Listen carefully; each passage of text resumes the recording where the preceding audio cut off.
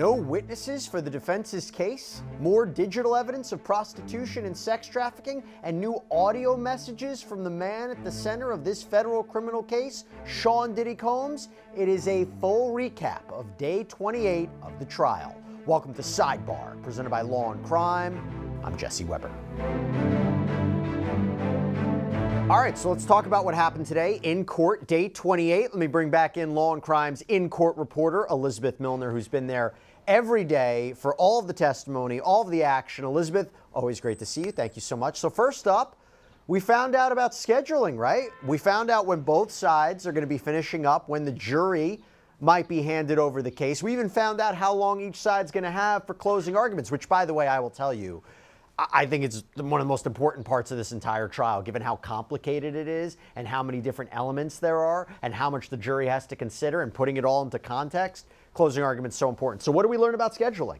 Yeah, well, we learned that this case is wrapping up very quickly. I think in a way that's kind of shocking to even myself, where it's like, oh my God, we're really at the beginning of the end. Because from what both parties were explaining in court today, it seems like both sides are ready and geared up for closing arguments to happen as soon as Thursday. And yes, Jesse, both sides are going to have plenty of time to get their final message to the jurors before they go and deliberate. And so each side will have an abundance of time, pretty much 4 hours for each side. And so the day, as far as Thursday goes, it should take up most of the day for closings, because of 4 hours each, that's 8 hours, probably a lunch break in between. So we should see closings happen all day on Thursday. And then because they're going to be taking up most of the duration on Thursday, we can expect that the jury won't even get the case until Friday. And so things are moving pretty quickly. Now, whether or not the jury actually comes to a verdict on Friday, that's a wait and see. But for the most part, we can kind of finally see the beginning of the end with this case. Yeah, 4 hours each for closings. I think they'll probably want all that time. I know that the first thing that's going to happen after the defense, after the prosecution finishes up their case, the defense is going to have this Rule 29 motion where basically after the prosecution, the government closes its case.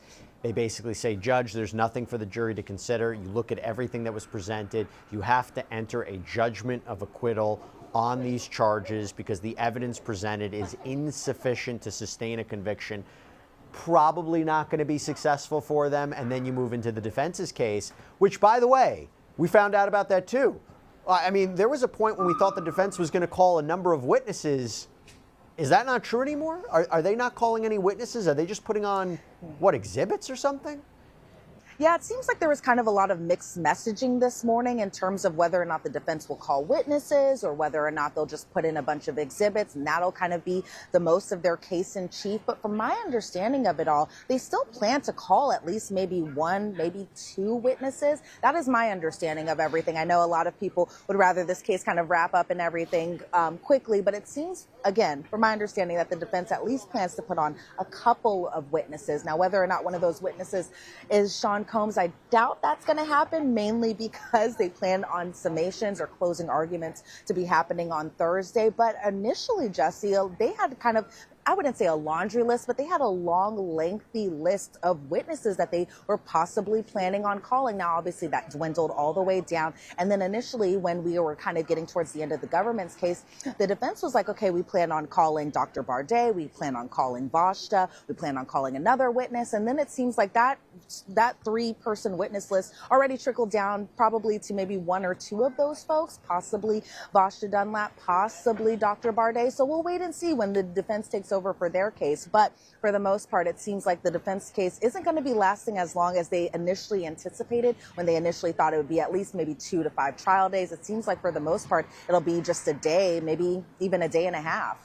Yeah, some outlets are reporting that the defense is not planning on calling any witnesses, so we're getting mixed messaging. I'm happy you were there to straighten it out for us, because I'll tell you, I think it's interesting. If they call no witnesses or they call a limited amount of witnesses, it says something about how they feel about this case. They might feel that through cross-examination of key witnesses, key prosecution witnesses, and maybe just some of the text messages that came out, enough reasonable doubt has formed. There's nothing more for them to do. Now, you talked about Sean Combs not taking the stand.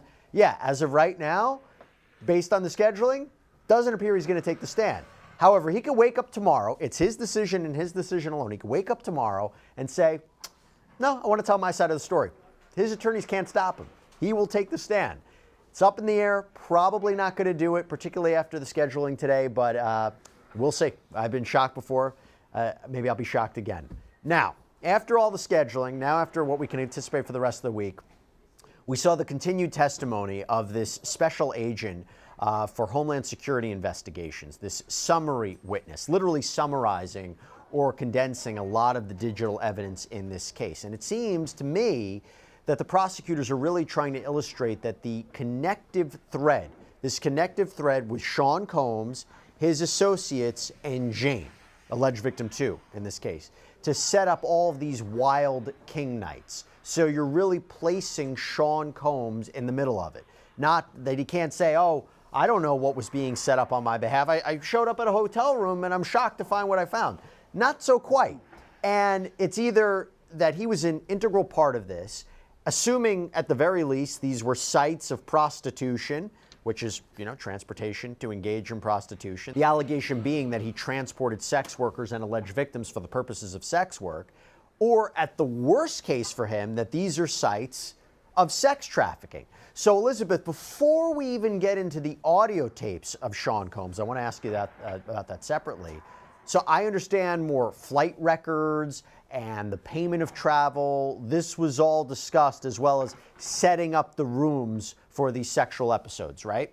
Yeah, absolutely. And so, Jesse, I will say this about some of the summary charts that the jury was able to see today. It was something that a lot of us in the gallery weren't able to see because it had a lot of sensitive information, specifically relating to Jane. And so, unfortunately, for the most part, especially at the beginning of the day, we didn't see all of these charts and graphs that were all put together. But I was able to try to jot down as much as I could, especially as Maureen Comey was kind of going pretty fast with this witness. But, for example, we heard about one particular kind of flight summary chart that was between September 24th of 2022 and September 25th of 2022. And the location was Mapleton Home, which is Diddy's residence over in Los Angeles, as well as in Vegas too, where the names associated with that particular time frame were Jane, Sean Combs, and Paul being an entertainer that Jane and Sean Combs would use in their hotel nights. And so the jury was able to see kind of financial records, that being $2,500 that was sent over to Paul. The flight records, I wasn't able to write it down as fast as I possibly could, but there were flight records that were attached to that. But then also there were just more charts just really talking about the payment. So for example, there was one payment from September 17th of 2023 through September 19th of 2023. It was about a hotel booking, particularly the Trump Hotel in New York and the Whitby Hotel too. The names associated with that particular booking were Jane, Sean Combs, Robert, and Cabral. And then Jane, she had a flight out from LAX to JFK, Cabral from Atlanta to Newark, and then Newark back to Atlanta, where the jury was able to see Venmo payments totaling $1,000 that was sent to Robert. Then they were able to see text messages associated with just kind of the financial records associated with Cabral, where Jane texted Cabral saying, I'm going to check on the status of the cash for you.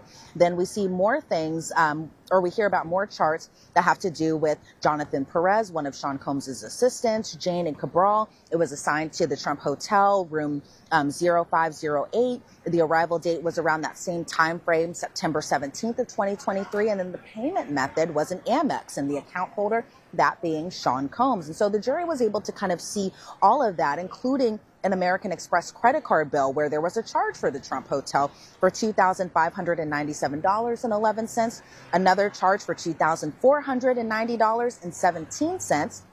They were able to see transportation. It was through Premier Travel and JetBlue obviously being an airline, and that was transportation in relation to Jane and kind of how she was able to possibly get over here to New York. And then the account holder for that was Jessica Ruiz. However, what we know about Jessica Ruiz is she was a travel agent that Sean Combs would use in order to kind of set up these arrangements. And so the flights were paid for with Amex under Jessica Ruiz's name. That was also under Bad Boy Entertainment, or Bad Boy in general.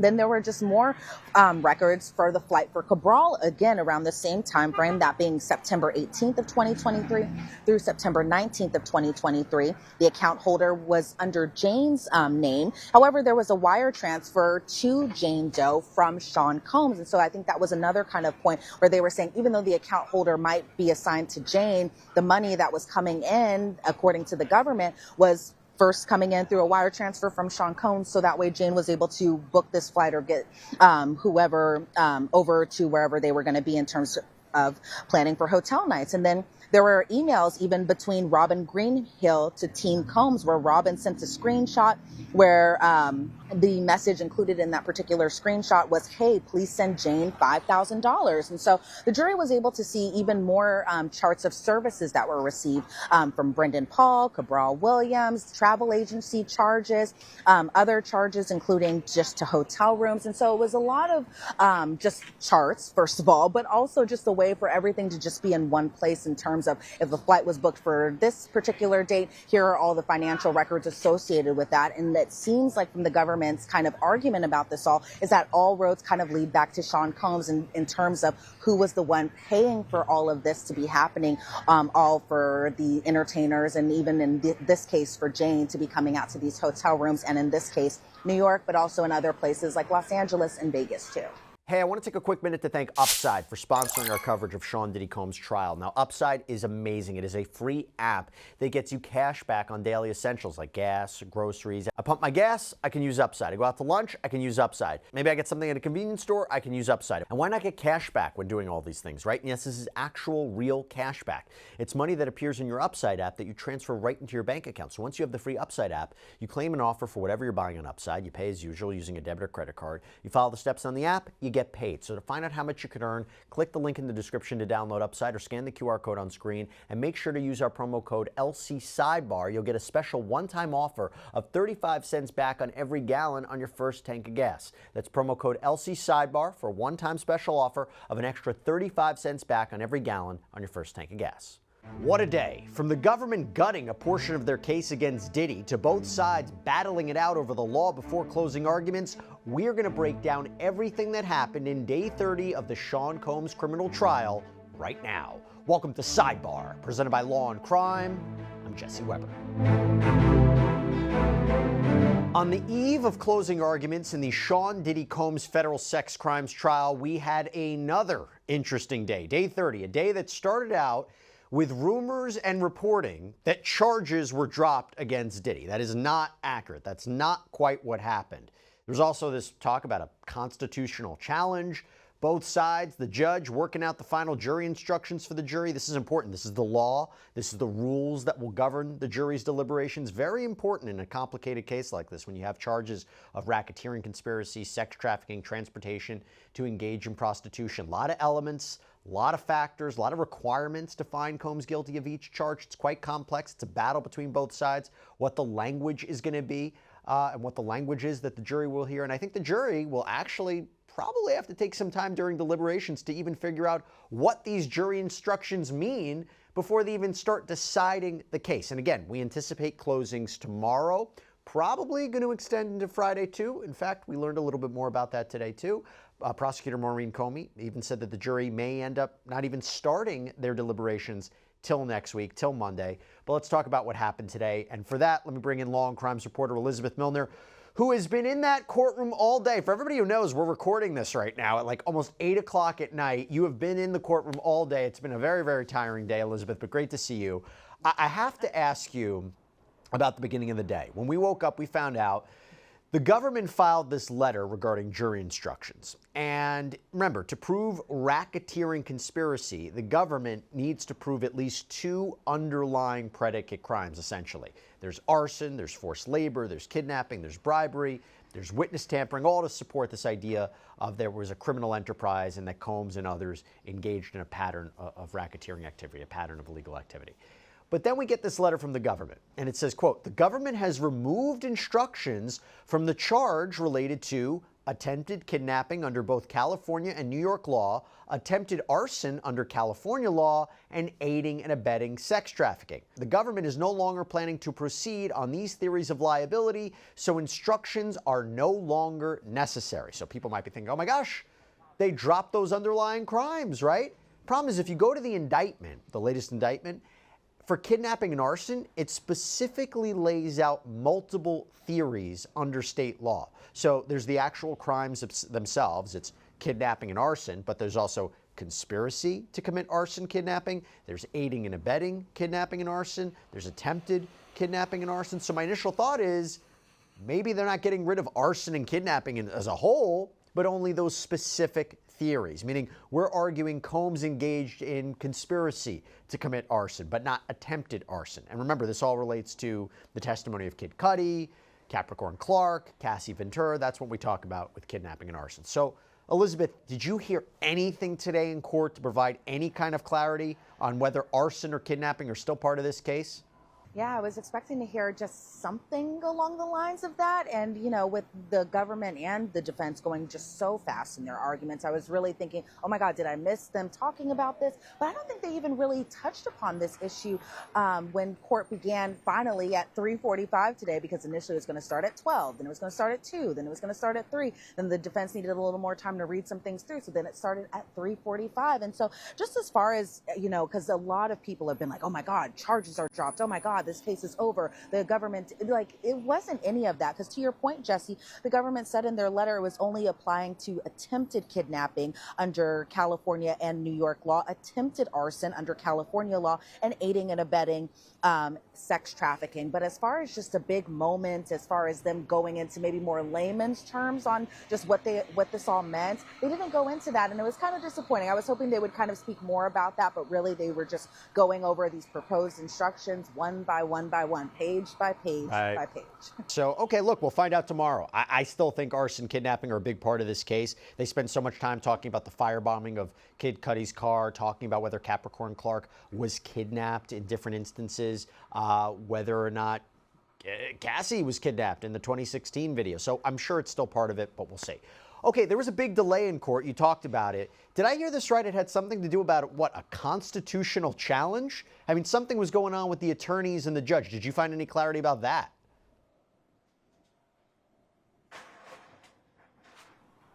Well, when we first got into court today around 3 o'clock, because initially we were all sat down and ready to go at 2 o'clock. Then we heard from the marshals and the bailiffs that, you know, this is getting pushed now to 3. But initially what we did learn is that, you know, the parties have agreed to the verdict form, but then the defense asked for just a little more time. Now, initially they wanted 30 minutes, and again, this being around 3 o'clock. So initially we thought, okay, they're going to start at 3:30. Then the defendant, that of course being Sean Combs, wanted just a little bit more time to review these documents. So they pushed it to 3:45. But as far as just what the defense wanted in terms of what document they wanted to read to just get more clarity, because, you know, as more documents are coming in, as more objections are coming in, as we're getting towards the end of the trial, the defense just wanted to take an extra look and an extra careful look at the latest charging document. And so they took that time to do it. Then we came back at 3:45, and then we really started kind of getting into those jury instructions, just really, again, piece by piece by piece. Let's get into it. So the first one that there seemed to be a lot of debate about,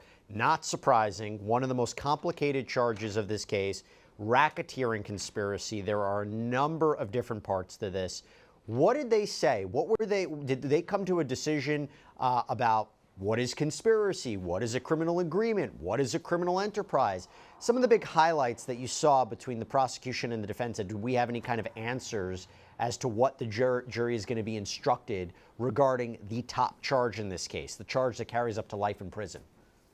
Yeah, and it seems like because it comes with such a hefty penalty of the possibility of life in prison, right, Jesse, that they took so much time really just going through all the thorough details, especially as it pertains to count 1, that being racketeering conspiracy, aka RICO. So right off the bat, they get to page 13, and the government had an objection, because again, when I say page by page by page, they really took it page 1, does anyone have objections to, et cetera, et cetera, et cetera. So by the time they got to page 13, the government objected kind of to the end of the page when it came to the conspiracy instruction, because the government wanted a note about co-conspirators and how they might not have known, but they can still be a part of the conspiracy. Whereas the defense said in an argument that some of the co-conspirators, like Christina Quorum, like KK, didn't know what was going on. So the defense objected to that because they said that's not necessary. They say that the law requires a co-conspirator join the agreement. Shapiro, again, Alexandra Shapiro making these arguments on behalf of the defense here. But she had said that the issue was the knowledge of the alleged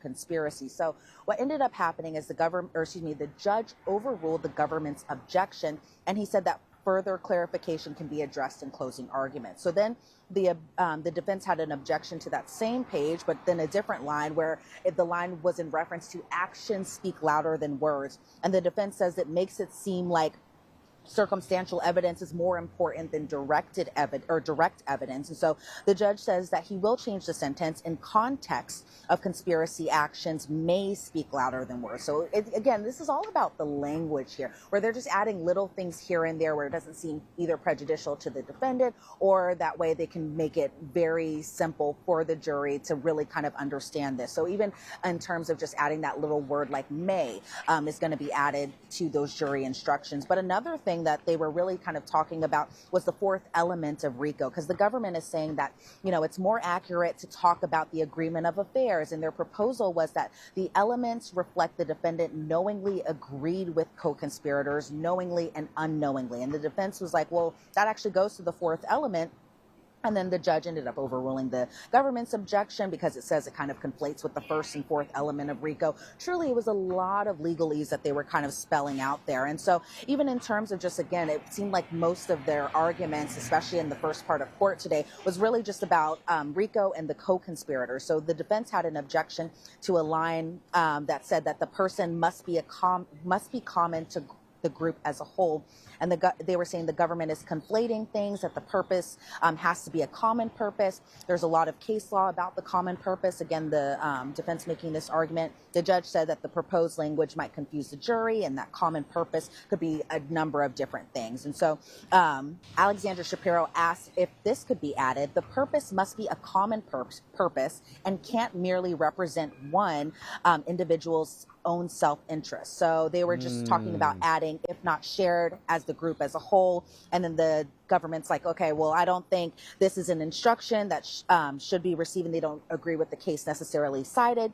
The judge agreed that he wasn't going to add the language, so he ended up overruling the defense's objection. And so it seemed like, for the most part, Jesse, that really it was kind of like, what did the co-conspirators know? What did the defendant know in terms of just, were they committing these, alleged criminal acts knowingly or unknowingly, those types of things? Because they even talked about just the core group overall, and how the government was saying the core included this chief of staff, the security, and then they kind of pointed to things like D-Rock as the security. And again, so really just kind of focusing on that core group of people and whether or not they're all co-conspirators and things of that sort. Look, the prosecution wants it as broad as possible, right? Because that's the way that they can actually convict them. The defense wants it as specific as possible so that the prosecution can't meet the burden here. They can't meet the elements. And it's important when you talk about what's the common purpose here. Was it just to serve and benefit Diddy, or was there a different common purpose? Was it a larger common purpose? So the criminal agreement, the criminal enterprise,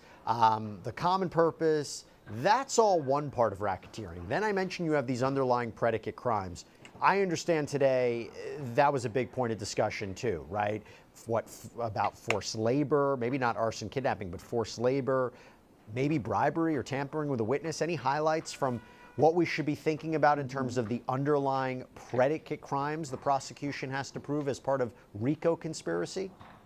Yeah, they definitely spend a lot of time mainly talking about obstruction too. So for example, on page 29 of these proposed jury instructions, the government said that they're not required to prove that there was an ongoing federal case or investigation. Then they asked that that language be included in the jury instructions. And at first I was kind of a little confused about this argument. I was like, okay, what does this have to do with what? Because, when we're inside that courtroom, we're not seeing these pages on the exhibit screens and nothing like that. We're really just taking their word as in terms of just listening to their argument. So I kind of got where they were going with this, because the government was saying that they're not required to prove that the conspirator knew that there was an investigation. Then the defense kind of chimes in and they say that the defendant still has to know or still has to have something in mind. And then I kind of thought about it in just terms of the testimony. And I think it's kind of related a little bit to Mia, because remember, when Mia was on the witness stand, she said after Cassie's lawsuit came out, that shortly afterwards, D-Rock had messaged her. And so I think they were kind of trying to say that maybe the defense was kind of trying to say that Diddy didn't know that there was a federal investigation going on at this time. And so this whole allegation of obstruction in terms of reaching out to Mia, maybe possibly getting, her, word of approval to go and talk about, whether or not that Cassie and Sean Combs had this toxic relationship or not, or even just the allegations that Mia had while she was on the witness stand talking about how she thought that there was kind of this insinuation that, money would be given to her if she were to, make a statement in favor of Sean Combs. And so that's when it really clicked to me. But then the government is like, okay, I think the nexus is about communicating with the federal officer. And so the judge says that he'll consider copying the language from the obstruction part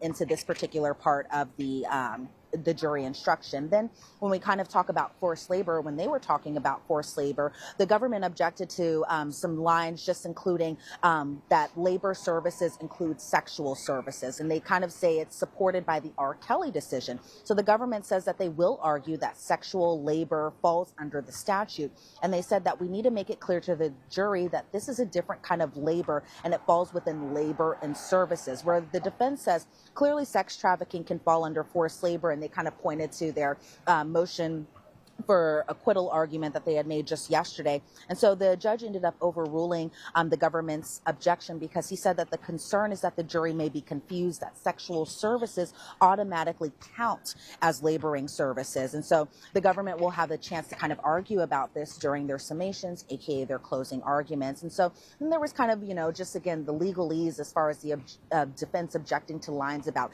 difficult and compulsory. And they say it goes to mirror what the government argues, that the term labor is sufficient. You don't need to include specially. Again, they're really just making sure that every single word is accurate and perfect for the jury to really understand and really digest it as they're getting all these really legal jargon, legal words in terms of the instructions that they're going to be eventually given before they are able to deliberate.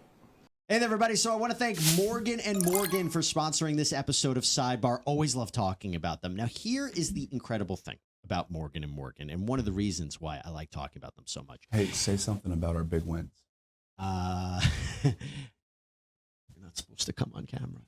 The reason Morgan & Morgan, America's largest personal injury law firm, is so big, and I'm sure you can guess it, is because they win a lot. And that's Don't forget huge verdicts. Yeah, I was. They've won big verdicts, $6.8 million in New York, $26 million in Philadelphia. You see, the thing about them is they don't settle for lowball insurance offers from insurance companies, which is something. Mention that you can submit a claim from your couch at home and on your phone. Dan, they've completely modernized the process by submitting your claim, talking to your legal team. It's all done straight from your smartphone. Again, that's something that 8 clicks or less. 8 clicks or less. Yes. You can see if you have a case in just a few minutes. 1,000 lawyers. We have over 1,000 lawyers. All right. You know what, Dan? If you really think you can do better, maybe you should just do it yourself. What Jesse was getting at is if you've ever been injured in an accident, you can check out Morgan & Morgan. You can submit a claim in 8 clicks or less. To start your claim, just visit forthepeople.com/LC sidebar. You came a little too close to me. It hurt me a little bit. I'm probably actually going to have to hire you guys now, but that was well said. That was well said. The prosecution delivered their fiery closing argument in the Sean Diddy Combs criminal trial, highlighting why these are episodes of sex trafficking, why the evidence proves Combs operated a criminal enterprise, and how he directed and arranged multiple instances of transporting people for prostitution. We will break down the highlights of this closing argument right now. Welcome to Sidebar, presented by Law&Crime. I'm Jesse Weber. Closing arguments are officially underway in the Sean Diddy Combs criminal trial. In fact, the prosecution just wrapped up their closing argument. Remember, this is the last chance for each side to summarize the evidence in this case, present their final conclusion, their narrative for the jury. And it's important. It's important because there is a lot for the jury to consider over these past few weeks. It is a complicated case. There is a lot of evidence. There's a lot of testimony. And closings are the last time the jurors will hear from the attorneys before they begin their deliberations. So we begin with the prosecution's closing argument that was delivered by Assistant United States Attorney Christy Slavic, outlining why the jury should find Combs guilty of 1 count of racketeering conspiracy, 2 counts of sex trafficking by force, fraud, or coercion, 1 with respect to Cassie Ventura Fine, 1 with respect to Jane, and 2 counts of transportation to engage in prostitution. Again, 1 with respect to Cassie, 1 with respect to Jane. I want to bring on right now Law&Crime's reporter Elizabeth Millner, who was inside that courtroom for all of those arguments today. Elizabeth, great to see you. Want to take this piece by piece. Let's start it off with racketeering conspiracy. The top charge, arguably the most complicated charge in the mix, carries life in prison. Okay, so there's a lot at stake here. The prosecutor definitely wanted to make it clear for the jury. How did she outline? Let's start this. How did she outline that this is a criminal organization, that there was a criminal agreement? Let's start there before we even move into the underlying predicate crimes that the prosecution needs to prove. Yeah, so right off the bat, Christy Slavic is really talking about count one, of course, that being racketeering conspiracy, aka RICO. And just right off the bat, she's telling the jury, over the last several weeks, you learned about Sean Combs and then kidnapping an employee, forced labor, arson, bribery, plus brutal crimes are at the heart of the case. She also said, across all of these comes the defendant using his power and violence to get what he wants, and that he doesn't take no for an answer. And so right off at the top of her closing argument, the jury has shown exhibit photos, one of March 2016 Intercontinental Hotel still image from that surveillance video where you can kind of see Cassie on the ground after she was initially physically assaulted by Sean Combs on that videotape. And then also the government talked about Sean Combs kicking, choking, and slapping Jane and forcing her into a freak-off, specifically pointing to the instance that happened in June of 2024. And so, the government was like, these instances are separated by 8 years, but they're kind of saying they're one and the same. But I think the most interesting part of just the beginning of the closing argument by the prosecution is that Christy Slavic is like, Sean Combs has a small army of personal staff. No one could stop him. He uses inner circle and money to cover up his crimes, and even referred to his assistants as foot soldiers and other things like that. So really kind of pointing out how the assistants, how those who were in Sean Combs' inner circle really kind of helped build this case of racketeering conspiracy against the defendant. Yeah, that he's the leader of this criminal organization, that the assistants, the security, they helped pull off the freak-offs. They knew it was wrong. They were the go-to people. They knew about the sex tapes. They got drugs for freak-offs. Christina Coram, she knew what was going on. D-Rock got ice for Cassie's black eye. So I get it, right? This idea that everybody was on the same page. Now, for the prosecution to win this charge, they have to prove at least two underlying predicate crimes, right? And you tell me what stood out the most. Was it forced labor? Was it kidnapping? Was it arson? Which, by the way, there was a whole back and forth yesterday. Oh, is arson and kidnapping still part of the case? Yes, it is. They might have decided to not move forward with attempted arson or attempted kidnapping, but they're still moving forward with actual kidnapping and arson or conspiracy to commit these crimes. So which of the underlying crimes really stood out to you today? I know the prosecution addressed all of them, but was it forced labor? Was it the drug offenses? Was it arson? Was it kidnapping? Was it bribery? Which were the ones that you think if the jury has to decide, oh, these are the two we're going to find him guilty of, or we think these are the predicate crimes for racketeering, this pattern of criminal activity, which were some of the ones that stood out to you? Well, to your point, Jesse, the prosecution laying out again that the government only has to prove two of these acts, but as they're listing drug distribution, kidnapping, arson, bribery, sex trafficking, forced labor, witness tampering, interstate transportation for prostitution, you really could pick any of them because I feel like the government made very strong cases for all of them. But some of the ones that really kind of stood out to me, and I think for maybe a different way than maybe people think, was kind of drug distribution, because I think a lot of people, in terms of just the drugs and overall kind of components that go to it, that people think, Sean Combs had to be transporting, kilos and large quantities of drugs. But really, the government was kind of laying out that delivering or passing on drugs kind of count as distribution. And so I think Christy Slavic made a pretty strong argument where she said a special ingredients that, talking about the drugs, were required for freak-offs. So each and every time she's kind of talking about the predicate act, she's talking about all the players involved. So in terms of drug distribution, she specifically talked about D-Rock, KK, and Fahim Muhammad. And so the two elements that kind of go with that is that the co-conspirators distributed the drugs, but also the second element being that the co-conspirator distributed the drugs knowingly. And so she listed all the drugs out because drugs was something that was very common throughout all the testimony that the witnesses had. So she talked about cocaine, meth, ketamine, oxycodone, Xanax, MDMA, GHB, 2C, and mushrooms as well. And so She said that the quantity is not relevant. It's not an element of this crime. And so she says, the jury has heard a number of names, including Guido, One Stop, Baby Girl, as some of the drug dealers that were used, but also just the money that kind of goes and is attached to just, the assistants reaching out to KK or Fahim Muhammad, talking about reimbursement for payments such as $450 of a balance for drugs or $780 to go towards the personal Gucci items. And as they talked about throughout a lot of witness testimony, the Gucci items normally refer to the drugs that were in a specific Gucci bag that Sean Combs always had on his person, or that the assistants were required to carry just near and around Sean Combs. But even in terms of just distributing the drugs to others, the prosecution named a number of people that it kind of falls under there, where it's including Cassie and Jane and Carrie Morgan and Bonna and Mia, and how Mia and Brendan Paul specifically were even made to kind of partake in this drug use. Mia testified that she kind of was given a different batch of all these different drugs, and it was kind of like a guessing game of which drug was which drug, and she had to take a line of it. Whereas Brendan Paul talked about the first time he did drugs outside of, marijuana was 2C with Sean Combs in order to kind of prove his loyalty. But I think another big thing, Jesse, was just the kidnapping aspect, because to your point, a lot of people are like, oh my God, there's no more kidnapping. Oh my God, there's no more arson. But the prosecution laid out 3 instances of kidnapping. One in January of 2009, when Cassie's face was stomped on and she was held at a hotel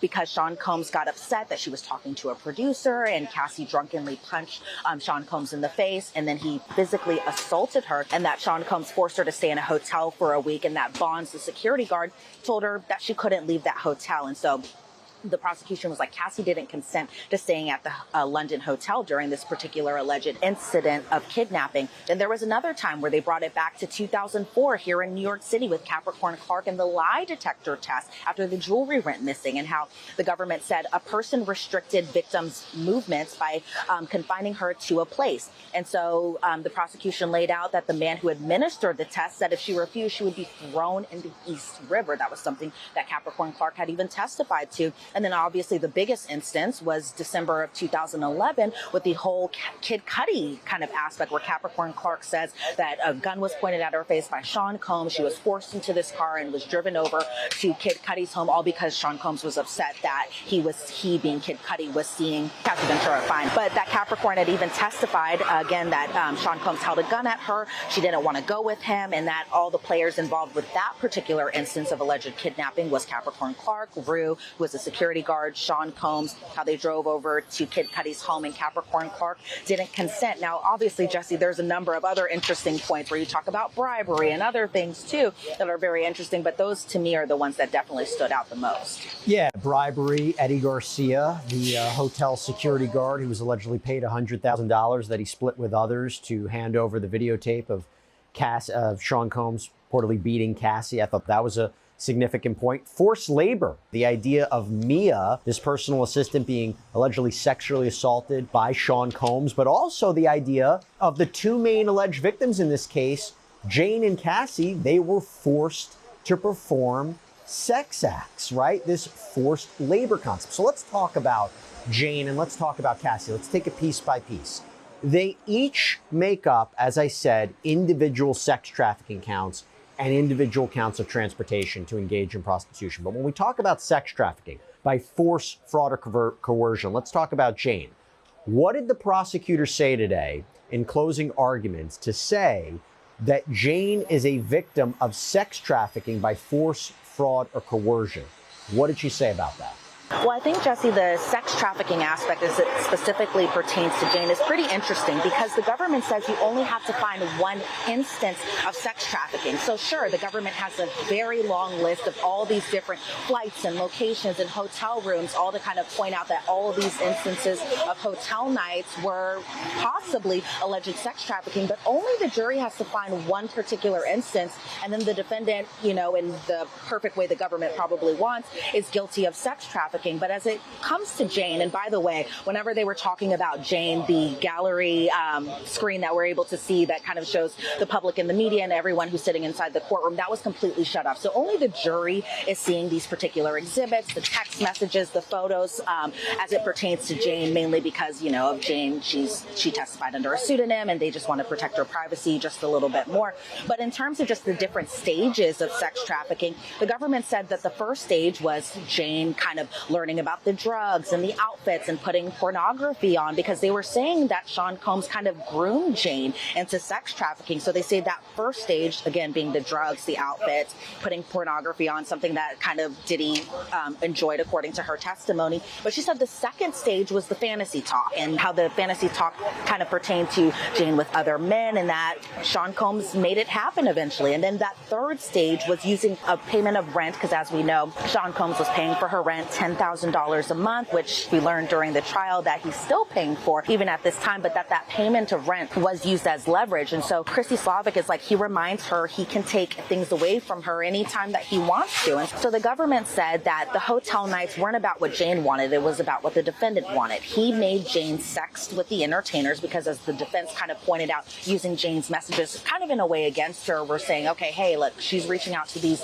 escorts or these entertainers all on her own. But the government is saying that Sean Combs made Jane kind of sex with these entertainers, and that Jane wanted the escorts to wear condoms. However, Sean Combs didn't want them to wear condoms, and that he would be dismissive and condescending whenever she kind of was vocal about wanting these escorts to wear protection. The government also saying throughout those months, the defendant continued to dangle different carrots in her face, such as gifts, such as trips, such as shopping. And then we heard an audio message from Sean Combs to Jane where he says, you know, I'm not going to play these games with you. You'll just have silence. We can have spats, but you need to get on your job. And the government's kind of pointing out that get on your job was her doing these hotel nights. But in terms of Jane kind of voicing her opinion about not wanting to do the hotel nights, because if you go back to her testimony at the beginning, she thought initially that it was going to be a one-time thing, that at first it was exciting and taboo, and she just wanted to pretty much please her partner. But then towards the end, she was kind of voicing that she felt like these hotel nights were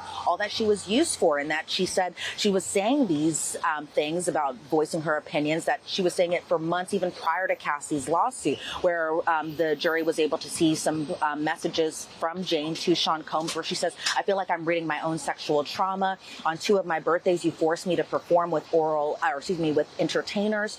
Then the jury was able to hear, you know, these audio recordings, some that we've already heard before, where Jane is saying, you know, I want you to know, and then Sean Combs kind of cuts her off and he says, are you recording me? What are you talking about? Kind of showing these different instances where it turns out she was being recorded, but that Sean Combs in a way was kind of playing it like, oh, maybe he's manipulating her because he's implying that she's recording him when truly she was the one that was being recorded on. And so then they kind of talked about after Cassie's lawsuit where Jane's relationship with Sean Combs changed. She stopped seeing him for months, but the government points out that Sean Combs told Jane to charge him. They kind of imply that it was to buy her silence, because Jane had asked for about $100,000 per year that they were together for her loss of money and her time, plus what she had to endure for these hotel nights, and kind of pointing out that charging was significantly less than what Cassie ended up getting in her settlement with Sean Combs after she filed her lawsuit. But in terms of just threats that were made too, the government point out that Sean Combs threatened to release her sex tapes to her child's father, and that the government says that Jane reached out to Christina Quorum about the threats, and that she again didn't speak with him for about 2 months after he had threatened to release these sexually explicit videos and photos of her to her child's father, and that they ended up reconnecting around her birthday, which is in February of 2024, because Sean Combs says that they would spend wholesome time together. Lo and behold, that an escort was being contacted by Sean Combs, so that way they could do another hotel night. So those were just some of the instances of sex trafficking by Jane. But in terms of just all these different instances of specific sex trafficking, they point to the sobriety party of October of 2023, where Jane wanted to do a hotel night without drugs, and then she ended up throwing up in between escort number 2 and escort number 3. They also point to the June 18th, 2024 incident that happened at Jane's house, where she was physically assaulted. And then at the end of it, when she says she was forced to do a hotel night even after being assaulted, Sean Combs said something to her saying, is this coercion? And I think think the government was really kind of pointing out that coercion was the specific word that Sean Combs used. And so those were just some of the instances of alleged sex trafficking as it pertains to Jane. Yeah. And that goes to knowledge. That goes to the knowledge component, because the defense is going to say, how is he supposed to know they didn't really want this? Well, if the jury believes that he said that to her, that's significant. And I have to tell you, I think the highlight from this day was the prosecution saying that consenting once or consenting several times doesn't mean that either a Jane or a Cassie consented every time. One instance of sex trafficking, you laid them out so perfectly, the jury has to believe just one of them. If it fits the elements of sex trafficking, he could be convicted of that. Now, we go on to Cassie, okay? Cassie Ventura Fine. Why, according to Prosecutor Slavic, is she a victim of sex trafficking? Yeah, well, right off the top, when it came to count 2, and that again pertaining to Cassie, the prosecution said, before there was Jane, because they talked about all the points related to Jane, they talked about Cassie afterwards. So she had said before there was Jane, there was Cassie. And so they were really kind of laying out the roadmap as how this sex trafficking pretty much came to be, where it started with early points of their relationship, then it went into the abuse, then it went into the freak-offs, then it went into the end of their relationship. So at the beginning stages of their relationship, Cassie is around 19 years old. She signed to Bad Boy. And so the government's kind of pointing out not only is she dating a significantly older man, but also that this man also happens to be her boss. And so the government was also talking about just the abuse she endured. And I think that's something that they may have on their side, where they have photos, they have video evidence, i.e. the surveillance video from the Intercontinental Hotel, that kind of possibly may work in the government's favor, especially as it pertains to Cassie. And so the government said the defense doesn't deny the abuse, that the defendant just wants to pretty much call it domestic violence. And that's something that a lot of people, even on social media, are saying. They're like, this isn't sex trafficking. This is a domestic violence case. He should have been charged with domestic violence. But according to the government and the way they were laying it out, they're kind of saying, there's a lot of different examples when it comes to sex trafficking and Cassie. And they really kind of talked about the amount of violence examples, really pointing out that the ones they listed in their closing argument were just one of many. So they point to the 2007 incident that happened after a dinner, 2010 after a Princess party, or at Princess Party, where Princess security even had to intervene. They talked about 2011, where Sean Combs attacked Cassie after he found out she was sleeping with Kid Cudi. 2013, when Sean Combs attacked Cassie in her apartment when Cassie was with Mia and Deontay. 2013, again that same year, where Sean Combs assaulted Cassie in Jamaica because she was taking too long in the bathroom. 2015, where Sean Combs beat up Cassie at a Las Vegas party, and D-Rock actually ended up crying after seeing Cassie's injuries. And then, of course, the 2016 incident that happened at the Intercontinental Hotel. But the government also pointing out that Sean Combs attacked Cassie's friends too, like Deontay Nash and Bonna and Mia and even Carrie Morgan, all of which had testified to when they were called to testify in this specific trial. But in terms of just kind of using even Dr. Dawn Hughes' testimony to kind of help paint the picture a little bit more in these summations, the question always is, why didn't she leave? And so the government points to Dr. Hughes' testimony about Sean Combs' inner circle kind of helping preventing Cassie from leaving at times. They point to Christina Coram and Rubin and Roger Bonds and even D-Rock, where Christina Coram did all the defendant's bidding. D-Rock was only loyal to the defendant. D-Rock, at one point, text messages were shown of D-Rock telling Sean Combs, Cass is calling the studio. She's looking for you. Sean Combs says, time for the ice. What's Cass up to? Does her eye look better? How is she holding up? And then D-Rock responds, well, Rio and Justin saw her. We said that a fight broke out in the club. And again, these are messages that the jury's already seen, but really kind of putting into context as it pertains to count 2.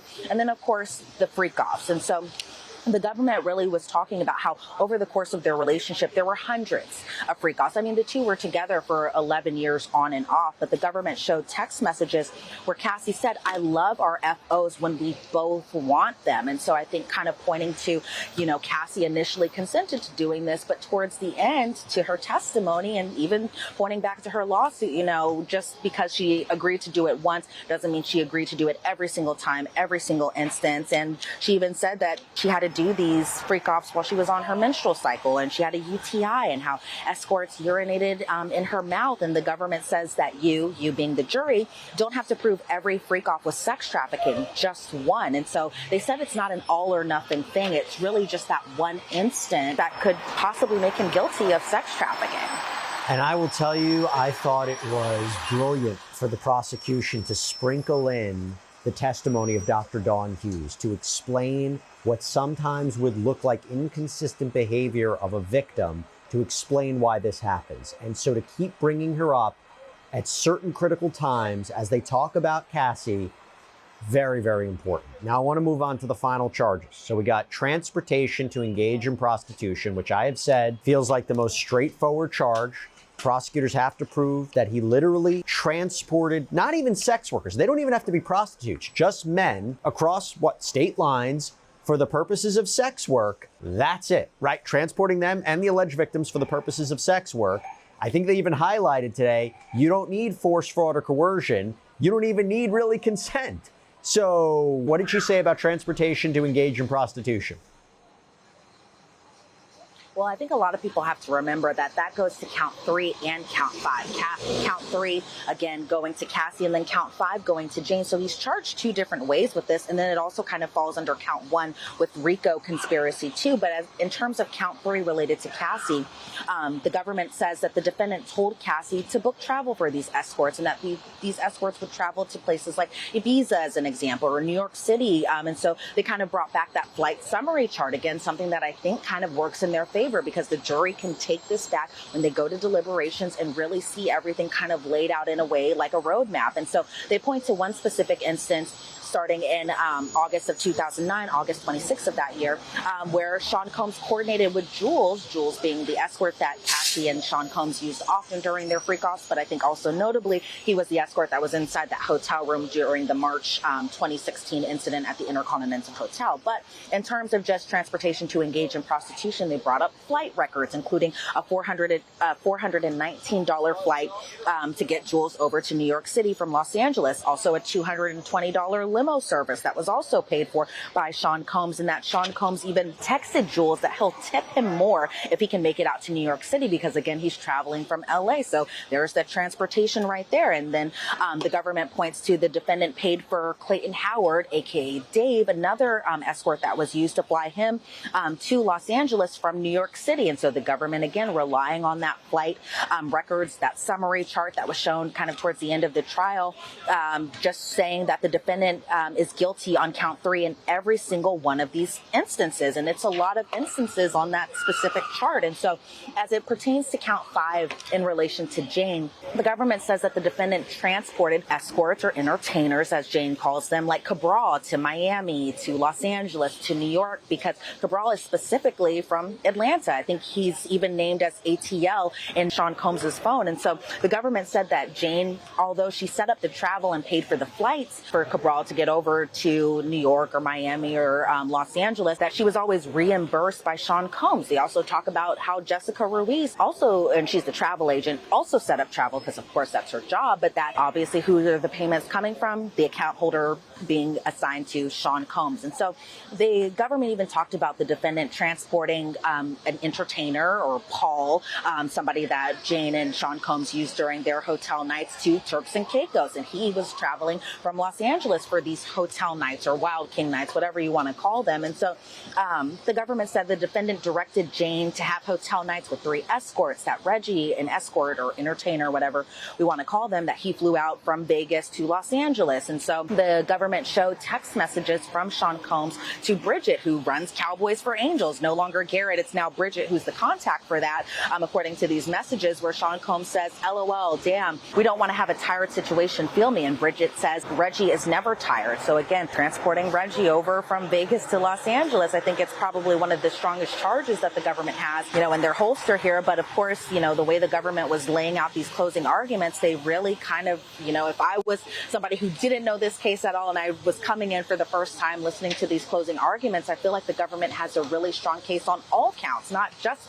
counts 3 and 5, but on all counts. But we'll see what happens when the defense starts their closing arguments, which should be possibly fireworks. We'll wait and see. But really quickly, Jesse, I kind of want to talk about just the demeanor of these closing arguments, Sure. that they were very methodical. They were very a little monotone at times, but at the same time, I was kind of thinking there would be a moment of just animation because it's a high-profile defendant, a high-profile trial, that there would just be moments of just like animation or projection in voice, some of that, but that didn't really happen. It really was, at times, it felt like Christy Slavic was really just kind of reading out all of her closing arguments, which I get. I can only imagine how that is to have to speak to a jury for hours on end. But in terms of just what I thought maybe that I would have loved to have seen her do is just be a little more personable in these closing arguments. She really kind of only addressed the jury specifically towards the end of it, where she thanked them for their time. But I think she should have probably did that at the beginning. And then there were points where they were a little repetitive, but I think overall she did a great job really kind of laying out. There were a bunch of puzzle pieces that the jury has. And now I think Christy Slavic really helped kind of put everything together. But again,